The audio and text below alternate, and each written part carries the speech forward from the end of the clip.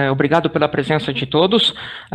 Será um prazer aí compartilhar conhecimento, né? Conhecimento é muito importante, principalmente nessa área do marketing digital que evolui tanto, né? Bom, eu vou falar sobre semântica, né? Semântica no SEO. Eu vou focar bastante no conteúdo, mas também vou falar um pouquinho do HTML. Bom, me apresentar um pouquinho para quem não me conhece, eu sou jornalista por formação.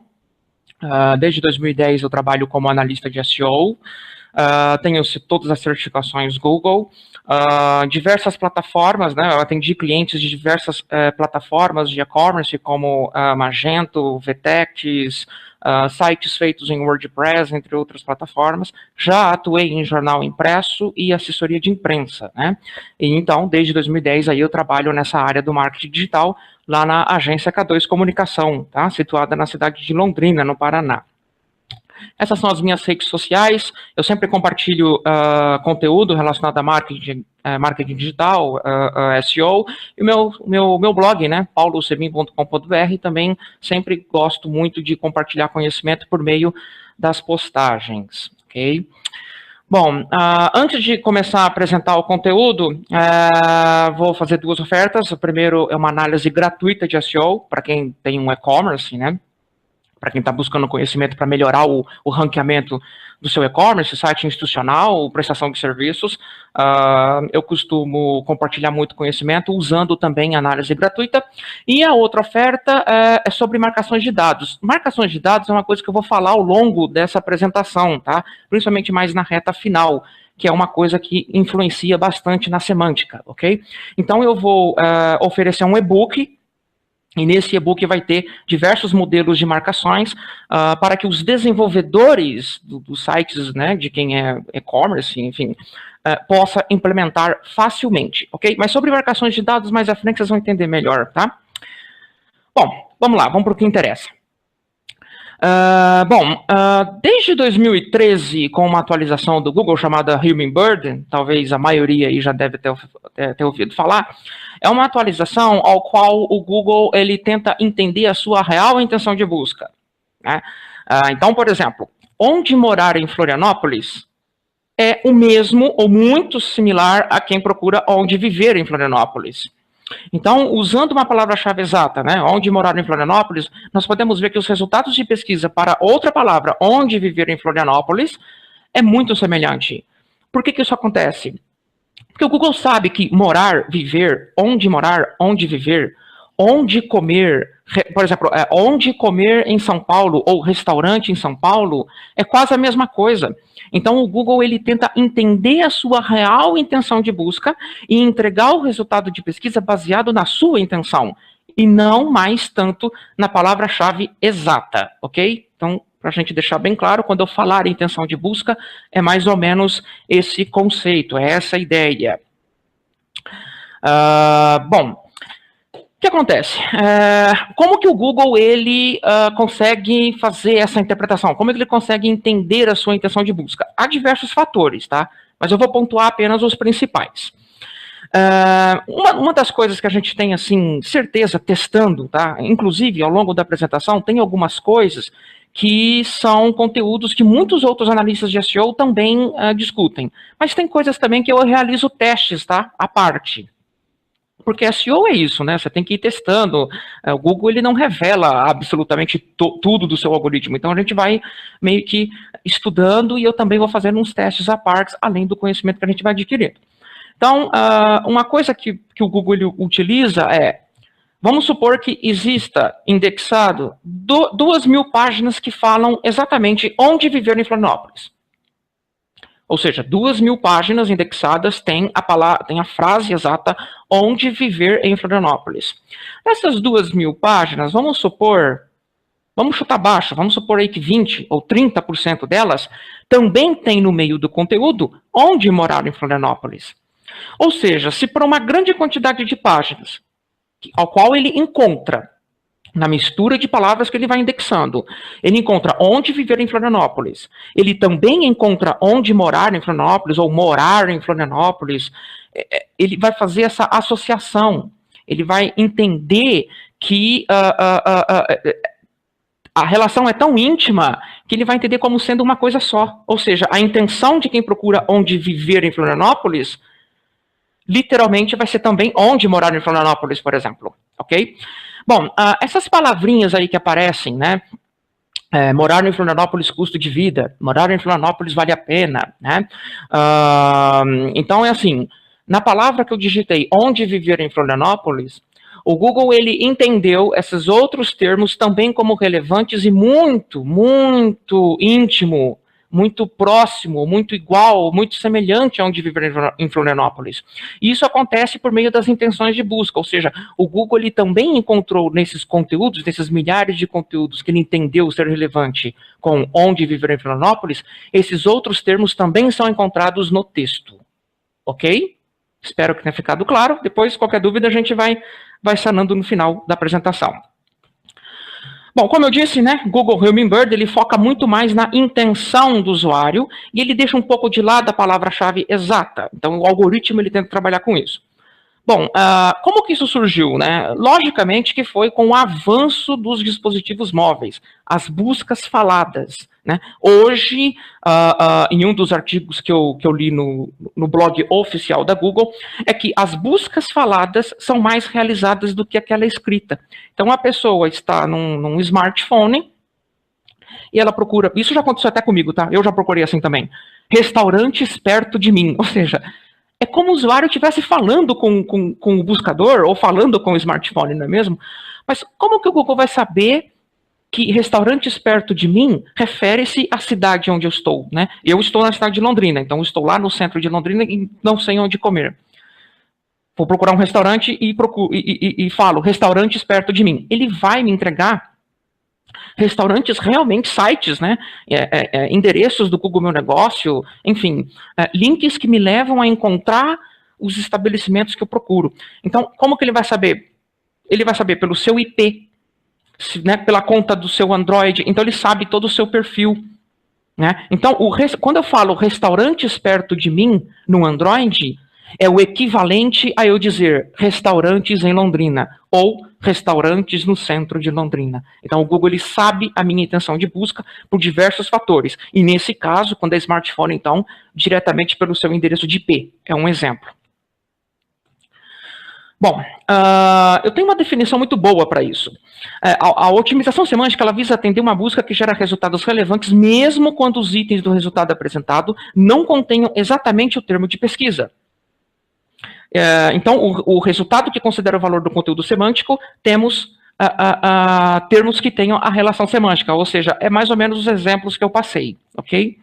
Então, deixando claro, isso daqui não tem como a gente escapar, tá? O que é semântica na língua portuguesa? Tá? Não vou dar uma aula de português, fiquem tranquilos.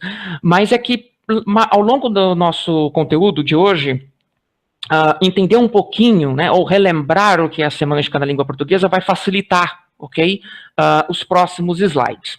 Bom, então vamos lá. Pincelando, a semântica é o resultado das significações das palavras, frases e orações. Vamos lá. Vamos falar de sinônimos. Então, por exemplo, a garota renunciou à proposta de trabalho. A menina rejeitou a proposta de trabalho e a moça negou a proposta de trabalho. Reparem que a garota renunciou é praticamente a mesma coisa que a menina rejeitou. Garota e menina são jovens, renunciou, rejeitou, quer dizer, né, não aceitou. E a moça, né, a moça também, né, eu posso chamar garota, menina, mulher, moça, garotinha, tal, negou a proposta de trabalho, ou seja, ela não aceitou. Vocês podem ver que essas três frases correspondem a um mesmo objetivo. Mas também nós temos o antônimo, ou seja, o contrário. Exemplo, a garota aceitou o projeto proposto. A senhora negou o projeto proposto. Então, a garota, a jovem, né, aquela mulher jovem, ela aceitou, ok. E a senhora, ou seja, uma pessoa idosa, né, ela negou, ou seja, o contrário de aceitou. Ok? E nós temos a polissemia, né? Que é o seguinte, a conotação das palavras, né? Então, por exemplo, a proposta de anistia, a caixa 2 caiu do cavalo, né? Como assim, uma proposta cair do cavalo, né? no sentido de dizer que não passou, que deu errado, que foi reprovado, enfim, né? Ou então a mesma coisa dizer, o meu filho bate o maior bolão versus ainda vou ganhar no bolão. O bolão aí tem significados diferentes. No primeiro caso, o bolão é no sentido que ele joga muito bem o futebol, né? Ele é um craque. E no outro não. No outro refere-se à loteria, aos jogos, né, de loterias, ou seja, onde tem associados. Bom, pincelado isso daí, né, no que é semântica, isso vai, relembrando isso vai nos ajudar a entender o conteúdo relacionado à semântica, tá, no conteúdo, nessas apresentações. Vamos lá. Bom, primeira coisa, né, todo projeto de SEO a gente tem que descobrir as palavras-chave que são úteis, né, para o conteúdo que você vai produzir, né, que são elas que vão atrair o usuário correto, o usuário qualificado para o seu negócio, para o seu site, para o seu blog. Bom, as ferramentas que eu mais uso são o planejador de palavras-chave do AdWords, ok? Análise de palavras-chave na SEMrush, então você entra na SEMrush, digita um termo de pesquisa, ele vai te dar ali vários dados. Eu confronto esses dados com o Google Trends, ok? E eu também utilizo outras duas ferramentas que elas são auxiliares para mim, que é o Keyword Tool e o Ubersuggest. Mas, nesse caso, essas ferramentas, elas te dão uma grande quantidade de variação, ok? Então, por exemplo, adesivos de parede, aí ele começa a dar sugestões. Adesivos decorativos, adesivos para decoração, adesivos para colar e assim por diante. Muitas vezes, essas ferramentas elas geram essa lista de palavras-chave, mas essas palavras-chave não necessariamente têm índice de busca. Então, por isso que eu jogo na SEMrush, por isso que eu jogo no planejador do AdWords e também jogo no Google Trends, ok? Só ficar um pouquinho esperto com essas outras ferramentas, essas duas últimas que eu falei, porque às vezes você pensa que está produzindo um conteúdo com uma palavra-chave boa e não é bem assim, tá? Bom, então, relembrando, né, que eu disse, eu vou dar um exemplo da palavra-chave consultoria de SEO, ao qual é um termo de pesquisa que eu consegui um resultado muito recente, tá? Há uns 30 dias ali que eu consegui, por conta exatamente do que eu vou compartilhar a partir de agora, ok? Bom, descobri que consultoria de SEO tem busca. Não muita, mas tem. Mas é o público que eu quero atingir, ok? Eu trabalho com isso. Então, eu identifiquei que tem ali um certo período bom de procura por esse tipo de prestação de serviço. Jogando no planejador do AdWords, eu presto muita atenção na opção lance sugerido. Tá? Apesar dele não ser exato para quem trabalha com campanhas de AdWords, né, o valor que ele coloca ali, ele já me dá um indicativo de concorrência.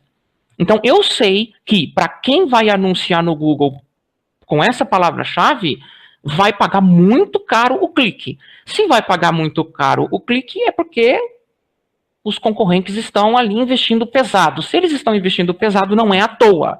É porque eles conseguem algum tipo de resultado. Então, essa palavra-chave, eu ter bem posicionado nos resultados do Google, é fundamental para mim, né?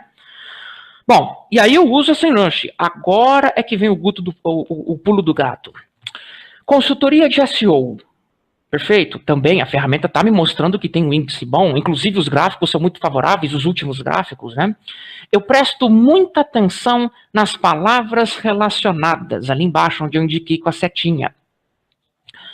Segundo a ferramenta da SEMrush, quem procura por consultoria de SEO também está procurando consultor SEO, também está procurando serviços de SEO. Muito bem, então eu já guardei isso numa planilha, ok? Ok. Bom, a palavra consultoria de SEO, né, aparece lá o meu blog, lá na penúltima posição, estou trabalhando para que ela suba, né, está oscilando também, então estou meio que mexendo nesse texto para ajustar da melhor forma possível.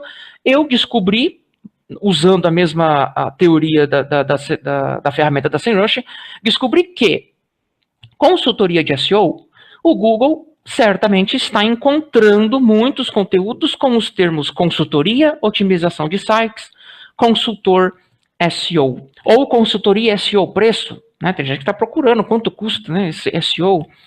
Ou seja, Todos esses indicativos eu já guardei com o maior carinho numa planilha, anotei num papel, né? E aí eu vou explicar o que eu vou fazer com essas palavras. Bom, então vamos brincar. Agora vamos brincar de produzir conteúdo, ok? Bom, consultoria de SEO é a minha palavra-alvo. Então, eu coloquei no título, né? Título de página, coloquei no título do texto, coloquei no subtítulo também. Mas, ao longo do texto, eu também citei consultoria para otimização de sites e também usei consultor SEO. Tem tudo a ver. Tem tudo a ver. É relacionado, certo? São praticamente sinônimos. Então, relembrando, consultoria de SEO, consultoria e otimização de sites, tem relação. Consultor SEO, tem relação também. Por que não trabalhar com eles? Então, eu trabalhei com todos esses termos no meu texto, tá? Só voltando rapidinho, é muito importante, tá, deixar claro que, bom, se a minha palavra-chave-alvo é consultoria de SEO, convenhamos que usar muitas vezes no texto deixa um texto ruim, certo? Então, lá nos primórdios de SEO, era muito comum encontrar um texto com 10 parágrafos e 10 citações da palavra-chave. Todos os parágrafos tinha, né? Com essa, vamos dizer assim, entre aspas, brincadeira da semântica, que eu adorei, né? Você consegue trabalhar com os sinônimos, gente. E quando você trabalha com os sinônimos no texto, o texto fica mais gostoso de ler. O texto fica melhor. E, de fato, o conteúdo fica muito melhor mesmo. Né? Então, o Google só tem a ganhar com isso, porque vai começar a ofertar conteúdo de qualidade, ok? Bom, dependendo do segmento, tá, pode ser que você não consiga encontrar um sinônimo em que a SEMrush ou que o próprio Google, eles conseguem, vamos dizer, indicar para você, tá? São casos raros, mas às vezes acontece. Então, eu gostaria de compartilhar uma ferramenta chamada Synonymous.com.br. E ali você coloca uma palavra, por exemplo, se a sua palavra-chave-alvo for, vou usar aqui mesmo, né, otimização de sites, e você não consegue encontrar um sinônimo para otimização, para que você possa trabalhar, né, com sinônimos e deixar o seu conteúdo de melhor qualidade, mais gostoso de ler, você pode usar essa ferramenta, ok? Mas é muito raro você precisar dela, tá? A própria SEMrush e o próprio Google te dão os indicativos de qual termos aí de sinônimos você pode trabalhar no seu conteúdo, ok?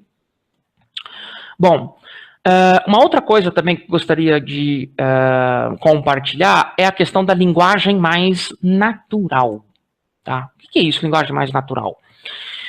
Bom, é muito comum em e-commerces, principalmente grandes e-commerces, que poucos deles se preocupam com SEO, você encontra o quê?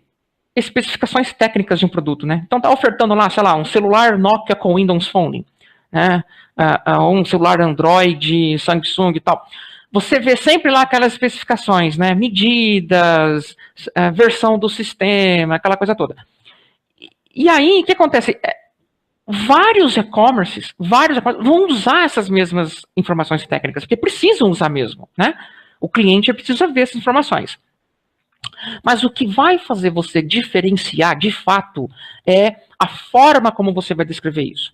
Você não precisa só colocar as informações técnicas, você pode criar um texto falando diretamente para o usuário. Então, por exemplo, nesse caso aqui, né, desse site que eu trabalhei, por sinal, com otimização.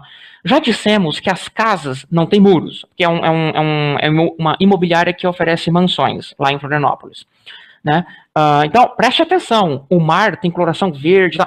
Repare que eu estou fazendo de conta não, tem alguém lendo, mas estou fazendo de conta que tem alguém na minha frente e eu sou um vendedor e estou falando diretamente com ela. Então, eu estou usando uma linguagem mais natural, eu falando olho no olho, ok? Um outro exemplo, em uma das postagens da K2 Comunicação, do blog, né, da K2, o subtítulo pergunta, mas o conteúdo pergunta, mas tem solução? Claro que tem. E assim eu vou descrevendo, né? Se você é alguém que está pensando nesse tipo de negócio, né? Se você acompanha regularmente, tal. Ou seja, eu estou realmente tentando me comunicar diretamente com o leitor. Mas por que isso faz toda a diferença? Este é um teste meu, tá? Quando os textos são escritos assim, o resultado é melhor no ranqueamento. Ok? É muito melhor. Isso é fato. Isso é fato. Há mais de 6 meses que eu testo. E dá muito resultado. Tá? Por que isso acontece, né? Porque dificilmente o seu texto, que deveria ser engessado, dificilmente, na verdade, ele vai se diferenciar muito. Porque quando você está falando com a pessoa, quando você está escrevendo, imaginando diretamente com o leitor, com quem está lendo, cada um é cada um. Então o texto vai sair realmente como um exclusivo. Você vai ofertar uma exclusividade de conteúdo de uma forma muito melhor, ok? Do que simplesmente pegar um texto e ficar fazendo trocadilhos, tá? Ó, um outro exemplo é desse e-commerce, né? Então, na descrição dessa categoria específica, a gente sempre tenta, então, fazer aquele diálogo mais coloquial, não aquela coisa muito institucional, engessada, né? Ou aquele marketing pesado. Não, vamos fazer um texto aí que a gente fala realmente com o usuário. Então, repetindo, você acaba literalmente ofertando um conteúdo exclusivo, um conteúdo muito diferente, né? E é aí que você acaba aí tendo uma vantagem em relação a outros conteúdos que competem com você. Aqui, outro exemplo, nesse caso, é uma descrição de um produto. Vocês podem ver que tem ali detalhes. Tem a parte técnica, claro que tem. Mas eu também brinco em conversar com o eventual cliente que vai clicar no comprar ali. Isso faz toda a diferença no ranqueamento, ok? Vamos continuar com a quebra de palavra-chave. Eu gosto muito disso. Eu descobri que garrafa térmica inox é bem procurada. Mas garrafa térmica 500 ml também é bem procurada. E esse é um tipo de produto que estava bem posicionado para garrafa térmica inox, né? Está bem posicionado, mas não para garrafa térmica 500 ml. Para 500 ml ele estava aparecendo na segunda página do Google. Então o que eu fiz? Bom, eu não vou pegar um outro produto que é uma garrafa térmica 500 ml e começar do zero. Se o Google está ali quase me colocando na primeira página, por que não aproveitar? Então, eu simplesmente dei uma invertida. Então, no título é garrafa térmica inox 500 ml, e ali naquela descrição eu coloquei garrafa térmica 500 ml inox. Eu só dei uma invertida. E o resultado foi muito bom. Eu não precisei ir lá caçar um produto que seja garrafa térmica 500 ml e começar a dizer, não, se o Google já está querendo me colocar ali, por que não eu utilizo, né? A questão da quebra de palavra-chave também é um fator muito legal para você ofertar um conteúdo de melhor qualidade. Lembra que eu falei anteriormente que hoje não adianta ficar citando várias vezes a palavra-chave, porque vamos para uma coisa prática, o texto fica muito ruim, né? Imagina você pegar um jornal e em todos os parágrafos ter praticamente a mesma palavra. Não dá, né? Então, a quebra de palavra-chave também deixa o texto mais gostoso. Então, por exemplo, quanto custa SEO? É a minha palavra-chave alvo. Então, eu citei mais uma vez no meio do texto e ali eu fui produzindo o meu conteúdo, informando o usuário. E um dos subtítulos eu coloquei, mas quanto custa consultoria de SEO? Repare que a palavra-chave alvo, quanto custa? Tem um pulo lá para frente. Tem outras palavras no meio. Eu quebrei a palavra-chave. Ou seja, eu evitei de ficar citando exatamente ela. Né? Um outro exemplo é o que é Magento. Né? A palavra-chave principal é o que é Magento. Certo? Eu preciso ficar no meio do texto toda hora. O que é Magento? O que é Magento? Não. Eu posso trabalhar, por exemplo, ali naquele caso, né? E se você ainda não sabe o que é, e lá em cima, né, eu coloquei até em negrito em magenta. Ou seja, eu quebrei essa palavra-chave, evitando de eu ter que citar ela várias vezes, ok? É uma estratégia muito legal e que, pelos meus testes, em muitos casos, deu muito certo, ok? Por exemplo, eu já peguei texto para reotimização do blog, em que tinha lá sei lá, em 12 parágrafos, em 10 tinha a palavra exata. Não, eu fui usando essa técnica de quebrar um pouco essa palavra e diminuir essa densidade de palavra-chave no texto e, eventualmente, esse conteúdo foi subindo no ranqueamento. Ou seja, coisa simples, coisa até meio boba, né, de se fazer, mas que dá resultado, ok? Isso aqui é uma coisa muito batida, mas eu quero frisar novamente, que são os links internos relacionados, né? Muita gente fica preocupado em link building, né? Conseguir a relevância por meio de links externos. É importante, mas tem muita gente que esquece um pouco os seus links internos. Veja bem, links em menu de categoria, links no rodapé, tem um peso diferente. O link que é do conteúdo mesmo, que é aquele que se altera entre as páginas, esse geralmente tem um peso maior. Então você tem que trabalhar um pouquinho melhor nisso, né? Então, um exemplo, vamos supor que no menu do site está assim, código aberto, open source. Ok. Se o seu site tem 100 páginas, as 100 páginas vão ter o link para aquela categoria com o texto open source. Você pode indicar para o Google que, olha, aquela página de destino não significa só open source. Ela pode significar plataformas de código aberto, nesse exemplo do slide, né? Então, significa que você vai ter que sair criando links no seu texto, fica aquele texto aqui parecendo um Wikipédia, né? Que tem link para todo lugar. Não todo texto do Wikipédia, tem texto que é muito bom, mas alguns há um certo exagero. Não, porque daí fica até um pouco ruim a leitura e está evidente que o Google ele acaba derrubando algumas páginas assim.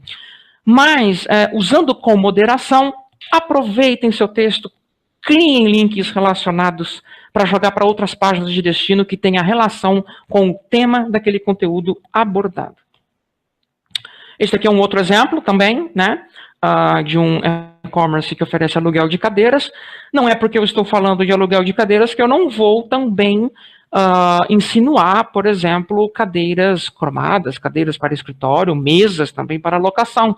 Você pode criar esses links dentro do seu texto, sempre sem depender muito apenas de menu. O negrito, né? Houve um tempo que todo mundo usava negrito, depois diziam que não, negrito não adianta usar, né? Veja bem, em alguns casos eu já tive sucesso só em colocar negrito. Principalmente aquelas páginas que você sabe que estão ali na segunda página de resultados do Google, né? Onde você faz uma reotimização, uma adequação melhor. Geralmente é muito importante você usar negrito, tá? Mais uma vez, é igual a questão dos links internos. Não exagere, não deixe o seu texto cheio de negrito também, né? Porque a tendência daí é você não ter resultado mesmo. Mas nos termos mais importantes, sim. Nesse caso, nesse exemplo de conteúdo sendo otimizado, né? Dentro das palavras relacionadas, eu descobri que quem procura processo de cloração de piscinas também procura teor do cloro. Ou existem muitos conteúdos que o Google entrega, por exemplo, sei lá, 30 mil páginas com a palavra processo de cloração de piscinas. O Google entende 30 mil páginas com essa palavra-chave. Dessas 30 mil, vamos supor que 8 mil delas têm a presença da palavra teor do cloro. Então, tem uma relação, né? Então, é importante, às vezes, você negritar. Coloca negrito, né? Entre essas palavras relacionadas, ok? Isso daqui também, pelo menos no Brasil, né, eu acredito que tenha bastante gente de Portugal nos acompanhando, mas eu não sei como que é aí em Portugal, tá, essas relações entre e-commerce e blog, mas aqui no Brasil é muito raro, infelizmente, fazer esse tipo de trabalho. Dentro da postagem do blog, ok, você produz lá um conteúdo bem informativo, sem usar do marketing para forçar, então você está ofertando um conteúdo para quem procura informação, né? Se a pessoa está procurando informação, em breve ela vai querer converter porque ela está com dúvida, precisa sanar um problema, ok? Nada mais justo do que você, lojista, ser a solução para esse problema, né? Mas é muito comum assim, o blog tem lá a postagem e tal, mas não tem nenhuma, sabe, indicação de produto, nada. Nesse caso, nesse exemplo aqui, você tem a postagem, mas você tem ali as ofertas. Não tem problema você ter ofertas ali. Então, você está numa página de muita informação, você está linkando para páginas de conversão, né? E o contrário também. Por que não numa página de e-commerce, numa página de produto de uma loja virtual, você tem lá a foto, você tem o botão comprar, você tem a descrição, né, tal, produtos relacionados. Por que não indicar também páginas de informação? Principalmente se for relacionado àquela marca ou tudo mais. A pessoa pode estar tendo alguma dúvida que não seja só preço, não seja... Ela precisa ver qual modelo é melhor. Por que não, no meio da página do e-commerce, também ter ali alguns indicativos de páginas de informação? Esse trocadilho é muito bom, porque pode te ajudar tanto a converter na prática, como também o Google, ele entra numa página de produto, ele está linkando para uma página de um blog que tem um conteúdo bom, que está bem posicionado, então ele está linkando para um conteúdo que é de alta qualidade, certo? Então tudo isso tem que ser levado em consideração para conseguir bom posicionamento, inclusive numa página de produto. Bom, uau, quanta coisa, hein? Agora vamos falar do HTML, tá? Que agora a coisa já começa a ficar um pouquinho pesada. A minha intenção não é ensinar programação, ok? Até porque nem sou programador, sou jornalista especializado em SEO.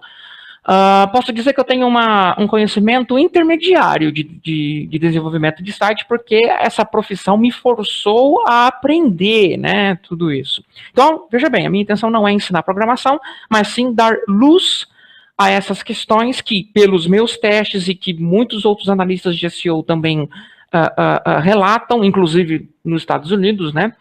A Moscom, por exemplo, compartilha muito conhecimento com testes. Se preocupar com essas questões que eu vou falar a partir de agora, dão resultado, ok?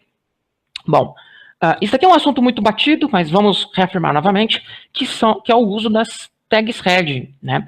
Imagina, por exemplo, um TCC, trabalho de conclusão de curso, ou um artigo científico. No sumário tem lá sempre título, subtítulo, certo? Subtítulo do subtítulo, né? Então, no HTML, na construção do seu conteúdo, você pode pensar assim também. Então, você coloca como H1 o título do seu texto, H2 como um subtítulo, e assim sucessivamente, tá? Para deixar mais claro, uma postagem da SEMrush, por exemplo, ela está perfeita. Ela dividiu o texto, vamos imaginar que ela dividiu um texto como um sumário perfeito de um trabalho de conclusão de curso, por exemplo. Então, o título principal está em H1. Depois, o subtítulo desse texto está em H2. E aí tem mais de um subtítulo, né? Então, por isso que tem vários H2. Depois vem o H3, né? Que são subtítulos do subtítulo. E assim sucessivamente. Então, vamos por um exemplo mais claro aqui. Esse é o título da postagem da SEMrush, ok? No blog da SEMrush. Esse é o título. Lá no HTML está como H1. Ok? Vamos continuar então, ó. O subtítulo, opa, H2. Está mudando um pouquinho o tema ali do texto, né? Então, um H2. Aprofundou mais ainda, né? Vamos dividir mais. H3. Certo? Bom, por que eu estou falando das tags head? Né? Muita gente pensa que é só para indicar uma estrutura de qualidade. É tudo isso, mas tem uma coisa que eu, desde o começo do ano, eu venho reparando e venho trabalhando e venho tendo alguns resultados. Veja bem, o H1, às vezes, tá? Não é muito comum não, mas às vezes funciona. O H1, às vezes, se torna um título de página. Ele se torna um título de página lá no resultado de pesquisa. Ok? Vamos por um exemplo. Comunicação visual para eventos. Ok. Lá no resultado apareceu, né? Comunicação visual para eventos e o nome da empresa. Olhando assim, a gente pensa que, bom, o título de página é esse. Não é esse. O título de página é outro. O foco é empresa de comunicação visual no Rio de Janeiro e SP, São Paulo. Né?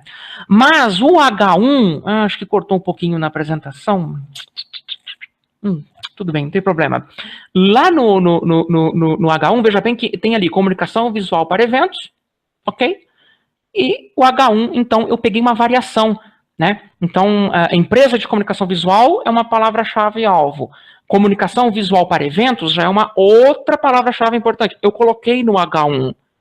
Veja bem, o título de página do seu conteúdo não precisa ser exatamente igual ao H1. Porque você pode dar um indicativo para o Google por meio de um sinônimo, inclusive, que eu falei anteriormente, você pode colocar um sinônimo no H1.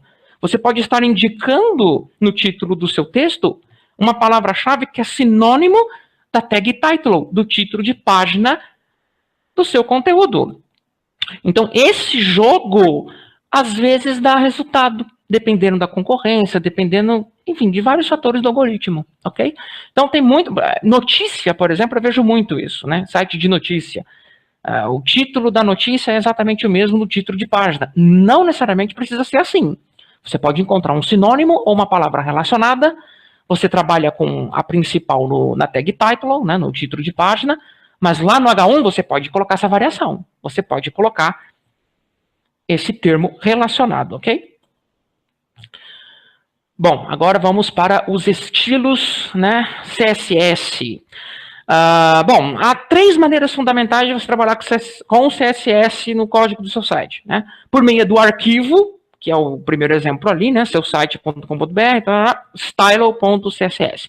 Esse arquivo contém todas as linhas ali para compor, por exemplo, o layout do seu site, cor de fonte, tamanho de fonte, cor de fundo e por aí vai, ok? Você tem um segundo jeito de colocar, que é por meio do texto CSS, que é mais ou menos dessa forma, que vocês estão vendo, e tem um terceiro tipo, que é o inline, né? Então, vocês podem ver, por exemplo, ó, a palavra lá, regulagem de altura a gás, né? Aí você tem ali, colocando a margem, colocando o tamanho da fonte, isso tudo de linha por linha. Agora, acompanhem comigo. Bom, primeiro, existem muitos e-commerces, principalmente, que eu encontro dessa forma, e principalmente que são de plataformas alugadas, que é uma verdadeira... Eu entro em desespero quando eu entro em contato com o desenvolvedor do site e ele diz, olha, não tem como mudar porque é uma plataforma que se eu mudar uma coisa vai alterar para todos os meus clientes, todos os meus lojistas, tal. Que é esse tipo de estilo, tá? Documento da Google que não recomenda esse uso. Por quê? Porque o navegador ele vai precisar carregar muito mais informação para renderizar o layout da sua página. Então ele vai ler linha por linha, né? Imagina, linha por linha ali para ver qual é o tamanho da fonte, né? Qual é o espaçamento entre elas e por aí vai. Na prática, dependendo da conexão, você não percebe que deixa o site um pouco mais lento. Mas para o robô, sim. Para o robô, sim. Se você utilizar o Google PageSpeed Insights, vou falar mais adiante sobre isso, ele vai apontar esse problema para você. Ok? Então, isso vai afetar, de certa forma, o rendimento do seu site no resultado de pesquisa. Significa que você, pelo fato de estar assim, nunca vai conseguir posicionamento? Não, porque o algoritmo você depende de muitas outras coisas. Não é isso que vai... Mas, você deixar um código mais limpo, né, você tem uma vantagem em relação aos seus concorrentes. Bom, o outro modo é por meio do arquivo, ok? Né? Então, só que veja bem, quando é um arquivo .css, você também deve ter um certo cuidado, tá? Para que o código não tenha uma grande quantidade de arquivos. Então, eu já encontrei sites que tem, por exemplo, 20. Para falar a verdade, mais recente, teve um cliente que teve 39 arquivos .css. 39. Quando você vai executar o teste de velocidade lá no Google PageSpeed Insights, logicamente que ele vai te dar uma nota vermelha. Tá? É errado? Não, na programação não é errado, ok? Mas o problema é que na otimização para os mecanismos de busca, atrapalha. Então você tem que otimizar esse código para que use o mínimo possível de arquivos .css, ok? Bom, E também tem esse outro modo, tá? Que é o texto CSS, né? Podemos dizer que, por exemplo, esses comandos .clearfix, tudo isso fica também dentro de um arquivo .css que eu disse anteriormente, tá? Mas, veja bem, a chamada de CSS por texto é adequada quando o conteúdo do CSS é pequeno. Então, por exemplo, no cliente recente que eu mencionei, tinha lá 39 CSS. Gente, mas eu acho que uns 15 que eu lembro tem, no máximo, 40 linhas de CSS. Então você faz com que o navegador ou que o robô vá buscar muitos arquivos para pouca coisa. Então, nesses casos, não é recomendado ficar criando vários arquivos. Você pode colocar dessa forma, em forma de texto CSS, que você não vai ter problema na atribuição de nota do Google PageSpeed Insights, ok? Aqui é um exemplo de um resultado, né, do PageSpeed.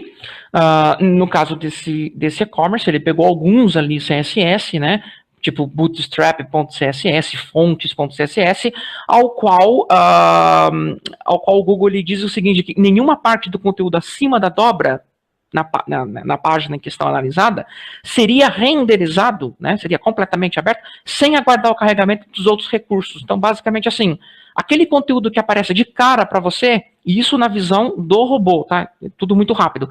Ele precisa carregar primeiro todo o resto, né, do CSS para depois concluir o que está acima da dobra.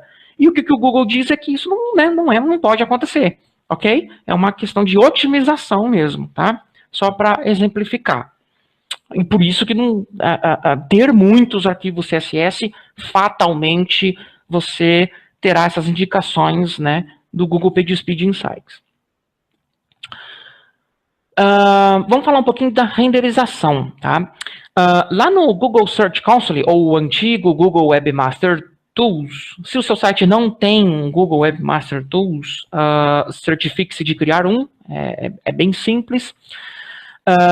Você tem uma opção lá chamada rastreamento e aí dentro de rastreamento o buscar como Google. Nesse buscar como Google, ele vai mostrar duas telas. O primeiro, como o Googlebot viu a página, e o segundo, como um visitante, né, deveria ver. Bom, e aí você faz as comparações, né? O mais correto é que tudo esteja igualzinho, nada fora do lugar, ok? Mas nessa página em questão, eu descobri que tinha alguns recursos bloqueados. No Google não conseguia ler alguns recursos, tá?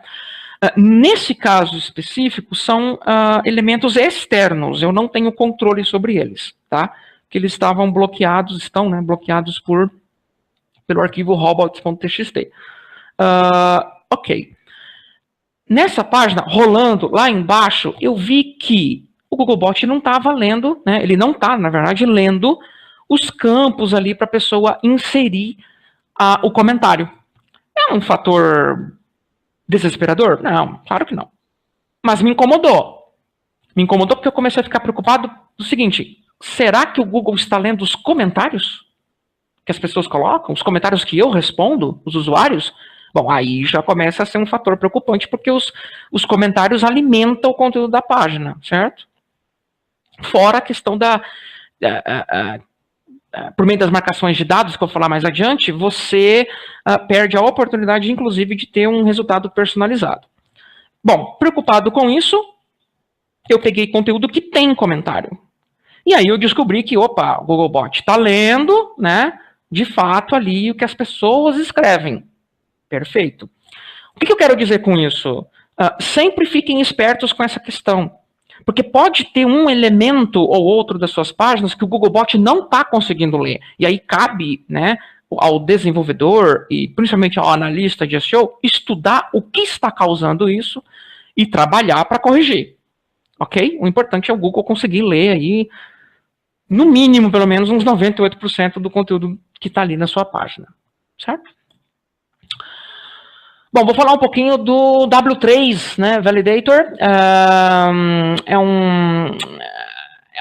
Digamos que é uma forma de padronizar, né, a forma de trabalhar o HTML, né? E os navegadores da internet, os principais, como o Chrome e Firefox, por exemplo, eles geralmente trabalham com um padrão internacional. E os robôs de busca também seguem esse padrão. Tá? É tudo em conjunto. Então, por exemplo, se você tem um site feito em tabela, né, quer dizer que você não vai conseguir posicionamento? Não, você vai conseguir. Mas é muito defasado. Certo? É muito defasado. Então, o que essa ferramenta faz, acessando validator.w3.org, na prática, vai indicar para você problemas no seu HTML, principalmente quando tem recursos que estão obsoletos, que não são mais usados, que saíram do padrão, ok? Então é muito bom ficar atento ao resultado do relatório que ele lhe proporciona. Vou dar um exemplo. Em um determinado site, a ferramenta está me alertando que em um link que leva para uma fonte externa, tem uma barra, né? E essa barra, ela pode ser codificada, pode ter uma codificação um pouco estranha. Ela pode ser interpretada como porcentagem 7C. É um problema crítico? Não. É um problema que vai fazer com que o seu site pare de funcionar? Que suas fontes não sejam exibidas? Não, claro que não. Mas você se atentar a isso, você se adequar aos padrões, torna o seu HTML muito mais moderno, um HTML limpo, um HTML que não corre o risco de ter problemas de leitura por parte do complexo algoritmo do Google, Bing e outros buscadores. Um outro exemplo, no mesmo site, tem ali um elemento hgroup, ID, no código. O hgroup é um elemento obsoleto. E ele te dá sugestões do que fazer, né? Ao invés de você usar um hgroup, usa um H1, H2, as tags regs. Um outro exemplo também, mais lá embaixo, ele está me alertando que o código do site tem um ID, né? ID duplicado, né? Não é recomendado você duplicar o ID, por exemplo. Então, são, sabe, detalhes mínimos que você pode melhorar o HTML do seu site, né? Quer ver um exemplo um pouquinho mais prático? Em um determinado site, eu descobri que tem o elemento legend, né? Legenda, né? Então, tá lá, legend, class, chama a classe e tal. Login. Então, o botão login tem ali esse legend. Mas tem um problema. Legend, geralmente, tem que ser filha de field set. E field set é quando abre um conjunto de campos, um formulário para envio de comentários, formulário para fazer login, formulário, sei lá, para a pessoa entrar em contato com nome, e-mail e tal, né? E aí o legend tem que estar dentro de field set, que daí vai ser a legenda do seu formulário, certo? Então, vamos ver um pouquinho do código só para ficar um pouquinho mais claro, né? Ou seja, então ficou claro que o legend aí está mal empregado, ok? Vai fazer o site não trabalhar? Claro que não, mas está mal empregado. Esse é um exemplo. O legend deveria estar dentro de field set, que é o elemento ali da programação, da HTML, que abre um formulário simples. Ok? Bom, você precisa saber tudo isso, né? Preciso me tornar um programador? Não, o que eu estou querendo dizer é, existe essa ferramenta. Você, como dono do site, execute seu site nela. Veja o relatório e encaminhe para o seu programador. Você pode discutir com ele as melhorias que a ferramenta apontar. Tá? Bom, agora acho que o tempo está ficando um pouco apertado, né? Vamos dar uma pequena acelerada aqui.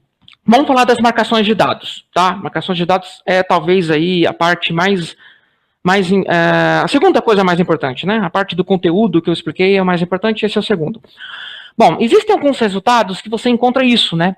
Como fazer pão francês, por exemplo. Aparece esse blog, que é meu, inclusive, que eu monetizo ele, gosto muito de receita, então criei um blog e aí eu estou ganhando um pouquinho de dinheiro com ele. Nossa, então, veja bem, o tráfego orgânico desse blog meu aumentou, assim, foi um espetáculo. Eu estou rindo à toa, né? Esse ano é o que eu estou rindo à toa com esse blog. O usuário, ele vai encontrar, desculpe, ele vai encontrar o modo de preparo. Mas ele não vai encontrar os ingredientes, não vai encontrar outras informações. O Google está destacando para mim, está colocando a foto já de cara no resultado de busca. E isso está aumentando o meu CTR de forma absurda. Ok? E aí nós vamos aprender um pouquinho, vamos falar que isso é possível fazer, até, inclusive, no seu site, tá? Outro exemplo, como fazer pipoca doce colorida. Poxa vida, já aparece a foto das pipocas ali, né? Já coloca o modo de preparo, quer dizer, a pessoa vai clicar. Na americanas.com.br tem um marcadorzinho ali, ó, que indica para o Google mostrar já o preço, já de cara, e mostrar que o produto está disponível. A pessoa já vai entrar ali na página de destino da Americanas sabendo o preço e sabendo que ele está disponível, que não vai correr o risco de entrar lá e encontrar lá produto esgotado, que é muito chato às vezes, né? Eu, como consumidor, odeio quando isso acontece, né? E aqui temos outros exemplos, né? Nesse caso aqui, ó, a receita creme de milho fácil, ele colocou que a receita demora em torno de 40 minutos. E colocou uma foto. Perfeito, isso chama atenção.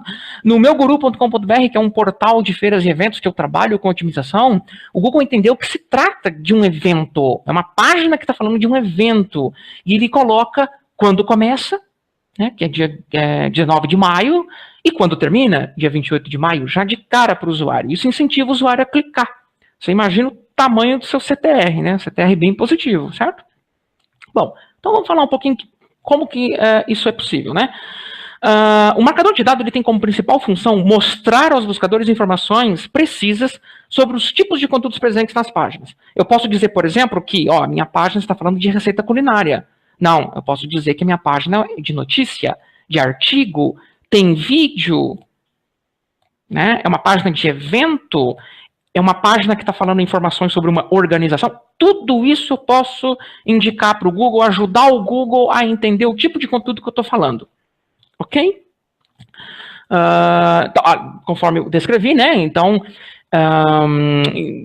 um snippet de pesquisa de um restaurante poderá mostrar a classificação média dele, como os usuários avaliam, a faixa de preço, né?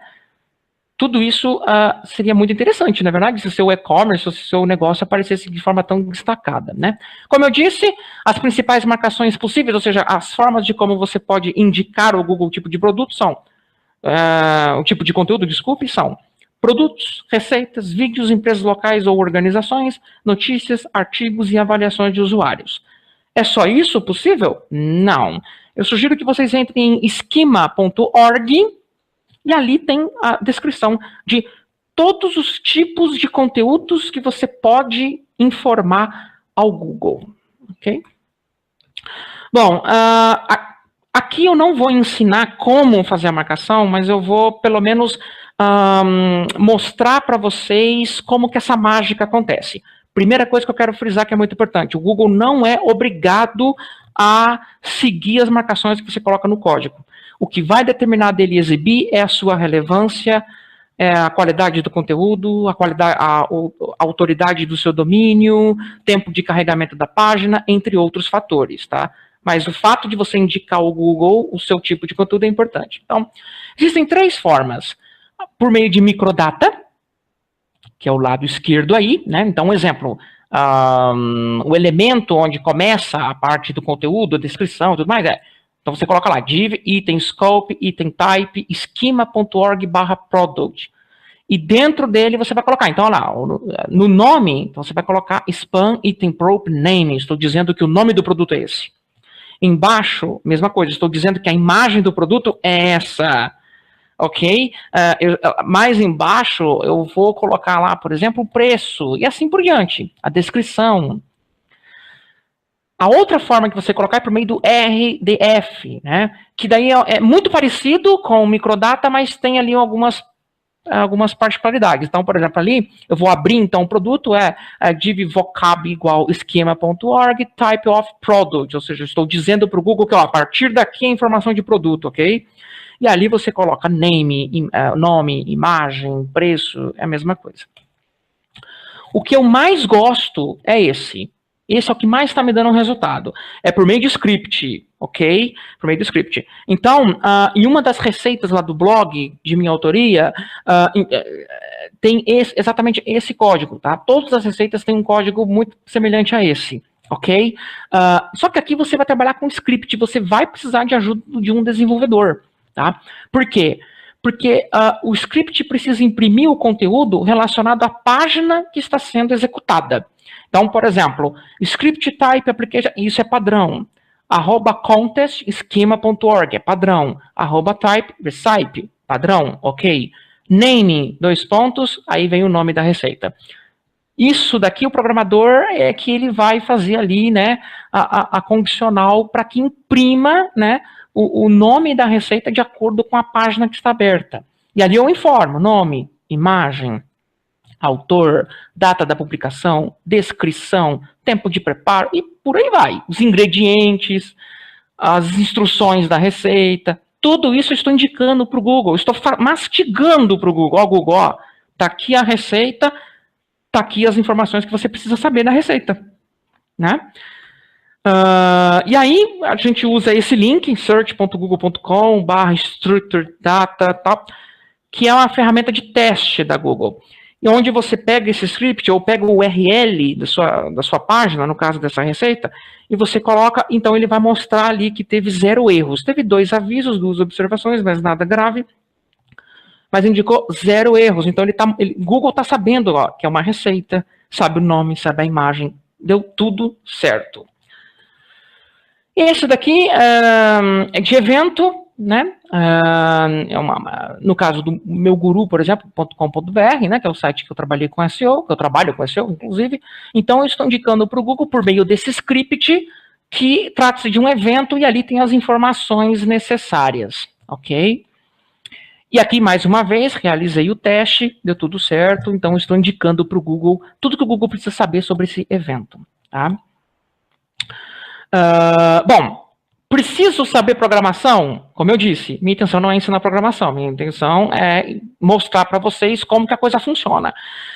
Por isso que eu ofertei lá no começo da apresentação um e-book, porque daí nesse e-book, você vai encontrar os principais modelos desse script, ao qual você pode encaminhar para o seu desenvolvedor. Com esse e-book na mão, vai ficar muito fácil para ele implementar, entender e implementar. Ok? Então, lá eu vou explicar, por exemplo, o script para evento. Está tudo prontinho. Você trabalha com receita culinária? O script de receita. Você é um e-commerce e trabalha com produto? Eu tenho certinho o script já pronto para você indicar uma página de produto. É só o desenvolvedor trabalhar em cima dele. Marcação de dados é sempre bom? Não. Depende do seu segmento. Vamos supor que eu sou dono de um blog que fala de filmes. Eu faço resenha de filmes, tá? E ganho monetização com ele com Google AdSense, ou vendo publicidade, ok? Só que a questão é a seguinte, se a pessoa procurar, por exemplo, Thor, o Mundo Sombrio no Google, o Google já vai te dar tanta informação, vai te dar a resenha resumida, vai te dar a direção, vai te dar a data, quem são os roteiristas, vai dar tanta informação para você que talvez a pessoa já absorveu a informação que queria. Ela não vai precisar clicar numa página de destino. E aí? Né? Então, veja bem, então você pode criar marcação de dados para resenhas? Pode. Pode. Isso você está indicando para o Google, você está dando mastigado para o Google entender seu conteúdo. Mas dizer que talvez vai aumentar o seu CTR por conta disso, nesse caso eu já tenho uma crítica. Nesse caso, provavelmente não, porque o Google já te dá mastigado, o Google está usando as informações de outros para compor isso, não é verdade? Então, esse é um exemplo de marcação de dados que eu indicaria no código para melhorar a qualidade do domínio, tal, mas dizer que você vai ter um resultado satisfatório em CTR, por exemplo, você dificilmente terá. Bom, para finalizar, como eu disse anteriormente, eu mostrei para vocês aí as marcações de dados, como que o Google ele trabalha com isso, né? Que muitas vezes aqueles resultados personalizados não vêm do céu, né? Tem ali no código, né? O pessoal indica certinho. Então eu com vários tipos de marcações via script, e que dependendo do segmento que você atua, você pode estar usando, né, esse modelo de script para eventualmente ter um melhor sucesso no resultado personalizado de acordo com as marcações de dados.